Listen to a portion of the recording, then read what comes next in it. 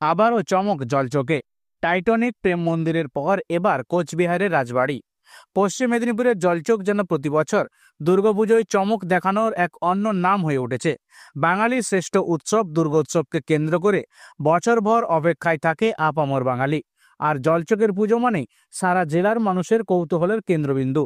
2023 সালে টাইটানিক এবং 24 সালে প্রেম মন্দিরের থিমে পুজো মণ্ডপ তৈরি করে জেলার সীমা ছাড়িয়ে রাজ্য জুড়ে জলযোগের সুনাম ছড়িয়ে পড়েছিল।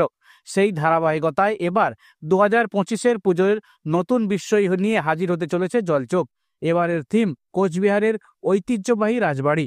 ইতিমধ্যেই থিম মণ্ডপ নির্মাণের প্রস্তুতি পুরোদমে শুরু হয়ে গিয়েছে। সম্পূর্ণ কোচবিহারের রাজবাড়ির আদলে তৈরি হবে এবারের পুজো মণ্ডপ। রাজবাড়ির সূক্ষ্ম কারুকাজ, স্থাপত্যশৈলী, প্রাচীনত্বের গরিমা সবটাই ফুটিয়ে তোলার পরিকল্পনা নিয়েছেন উদ্যোক্তারা। এবারে এই প্রকল্পের বাজেট ধরা হয়েছে প্রায় 40 লক্ষ টাকা। পুজো উদ্যোক্তাদের তরফে জানানো হয়েছে, প্রতি বছরেই নতুনত্ব আনার চেষ্টা করি। এবারে কোচবিহারের রাজবাড়ির থিম শুধুমাত্র মণ্ডপের বাহারি সাজ নয়, বাঙালির ইতিহাস, ঐতিহ্য ও স্থাপত্যের প্রতি শ্রদ্ধা জানানো। দর্শনার্থীদের জন্য এক অনন্য অভিজ্ঞতা হবে এটা।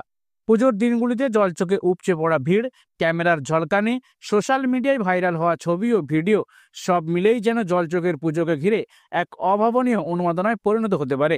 এবারেও জলচোখের পুজো দেখতে জেলার পিংলা, সবং, ডেবরা, ময়না ছাড়িয়ে বহু দূর দূরান্ত থেকেও দর্শনার্থীরা ভিড় করবেন বলে আশা করছেন পুজো উদ্যোক্তারা।